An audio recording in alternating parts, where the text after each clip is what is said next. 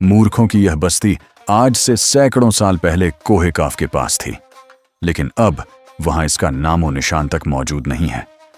बस्ती के रहने वाले अपनी जहालत और मूर्खता के कारण सारी दुनिया में मशहूर थे। हैरानी की बात यह थी कि उन्होंने अपनी जिंदगी में बिल्ली कभी नहीं देखी थी और न ही बिल्ली के नाम या उसकी शक्ल सूरत से वाकिफ थे। इसका नतीजा यह निकला कि बस्ती चूहों से भर गई। जिधर देखो उधर चूहे ही चूहे। कोई भी घर ऐसा नहीं था जो चूहों से भरा हुआ ना हो। लोग इतने परेशान थे कि हर कीमत पर उनसे छुटकारा पाना चाहते थे। उन्होंने कई बार बैठकें करके इस बारे में सलाह मशविरा किया, लेकिन हर बार वही डाके तीन पात। कोई सही तरीका समझ में नहीं आया। एक दिन शाम के वक्त एक मुसाफिर बस्ती में दाखिल हुआ और सराय में रात गुजारने चला गया। मुसाफिर अकेला नहीं था, उसके साथ एक मोटी सी बिल्ली भी थी।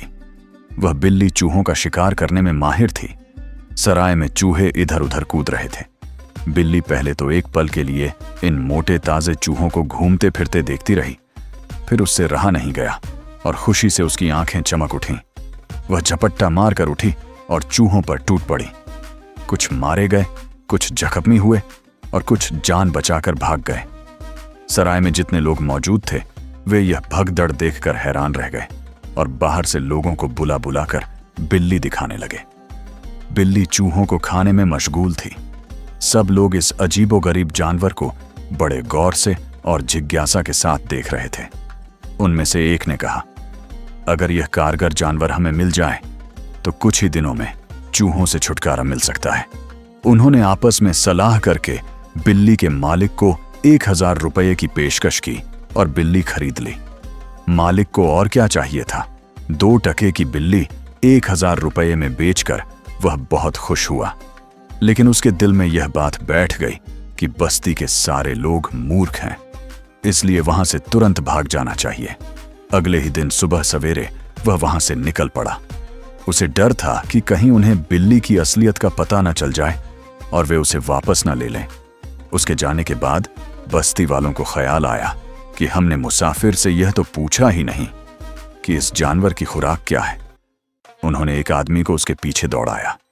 जब मुसाफिर ने देखा कि कोई उसका पीछा कर रहा है तो उसका दिल जोर जोर से धड़कने लगा। उसने अपनी रफ्तार और तेज कर दी।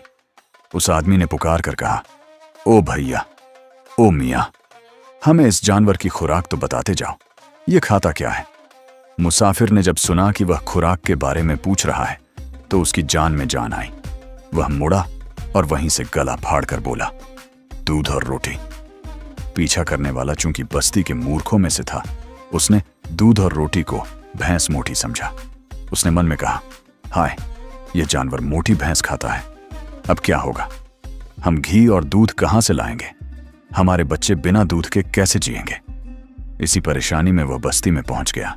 जब बस्ती वालों ने यह किस्सा सुना तो वे भी परेशान हो गए। सारे मूर्ख सलाह करने लगे कि मोटी भैंसें तो कुछ ही दिनों में खत्म हो जाएंगी, फिर वह दुबली भैंसें खाना शुरू कर देगा और जब वे भी खत्म हो जाएंगी तो बकरियों की बारी आएगी। जब ये भी खत्म हो जाएंगी तो क्या अचरज है कि वह हमें ही खाना शुरू कर दे। यह सुनकर औरतों ने जोर जोर से रोना शुरू कर दिया। उन्हें देखकर बच्चे भी रोने लगे। बच्चों को रोते देखकर मर्दों ने भी दहाड़े मार मार कर रोना शुरू कर दिया। इतने जोर का हंगामा हुआ कि कानों पड़ने वाली आवाज भी सुनाई नहीं दे रही थी। जब वे सब रो रो कर थक गए तो एक बूढ़े आदमी ने आंसू पोंछते हुए कहा, अब रोने धोने से क्या फायदा। हम समझदार हैं, हमें कोई हल ढूंढना चाहिए। सभी मूर्ख फिर से सिर जोड़कर बैठ गए। जितने मुंह उतनी बातें। आखिर एक बहुत बड़े अक्लमंद ने कहा, सुनो। चारों तरफ सन्नाटा छा गया। सब उसकी बात सुनने के लिए बेचैन नजर आने लगे।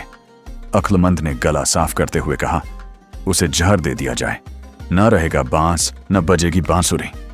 चारों तरफ से वाह वाह के नारे उठने लगे। तभी भीड़ में से एक आदमी खड़ा हुआ। उसके चेहरे पर अब भी डर और परेशानी के निशान थे। उसने एक लंबी और ठंडी सांस लेने के बाद कहा, तुम सब लोग वाकई बेवकूफ हो।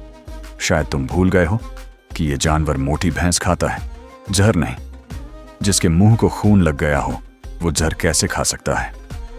अगले ही पल पूरी भीड़ पर मौत सी खामोशी छा गई और लोगों के चेहरों पर हवाइयां उड़ने लगीं। औरतों ने रोना शुरू कर दिया, फिर बच्चे रोने लगे।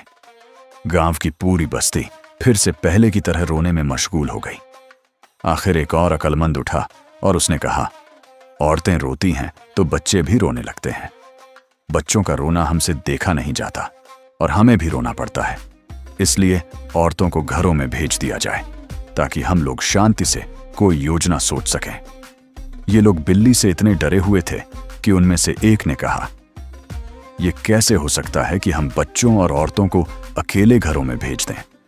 अगर इस खतरनाक जानवर ने मोटी भैंस खाने की बजाय उन्हें खाना शुरू कर दिया तो हम उसका क्या बिगाड़ लेंगे? हाय, कितनी मनहूस घड़ी थी जब वो मुसाफिर यहां आया और हमने ये जानवर खरीद लिया। इस कमबख्त से तो चूहे ही 1000 गुना बेहतर थे। आखिर ये फैसला हुआ कि जब तक बिल्ली को मारने की कोई माकूल तरकीब न सोच ली जाए, बच्चों और औरतों को कहीं न भेजा जाए। सबने इस बात को पसंद किया और सोचने विचारने लगे। आखिर एक तरकीब उनके समझ में आ ही गई, जिस पर सबने सहमति जताई और खुशी से नाचने लगे। तरकीब ये थी कि बिल्ली उस वक्त जिस घर में है उसे फौरन आग लगा दी जाए। इसलिए उन्होंने एक पल भी बर्बाद किए बिना उस घर को आग लगा दी। जब शोले फैलने लगे और बिल्ली को खतरे का एहसास हुआ तो उसने बड़े इत्मीनान से खिड़की से छलांग लगाई और दूसरे घर में चली गई। जब उन्होंने बिल्ली को जलते हुए शोले में से सही सलामत बाहर आते देखा तो डर के मारे कांपने लगे और तुरंत दूसरे घर को भी आग लगा दी। जब बिल्ली वहां से तीसरे घर में कूद गई तो उनकी परेशानी और गुस्सा और बढ़ गया और उन्होंने तीसरे घर को भी जला डाला। इस तरह घरों को आग लगाने का ये सिलसिला तब तक चलता रहा जब तक पूरी बस्ती जलकर राख का ढेर न बन गई। आखिर में लोगों ने देखा कि बिल्ली उसी रास्ते पर भाग रही है जिस रास्ते से सुबह उसका मालिक आया था। ये देखकर लोग बहुत खुश हुए। इस खुशी में उन्होंने एक जश्न मनाया और देर तक एक दूसरे पर जले हुए घरों की राख डालते रहे। अगर आपको ये कहानी पसंद आई हो तो मेरे चैनल को लाइक, कमेंट और सब्सक्राइब जरूर करें ताकि हर नई आने वाली वीडियो का नोटिफिकेशन आप तक पहुंच सके और आप और भी अच्छी वीडियो का आनंद ले सकें।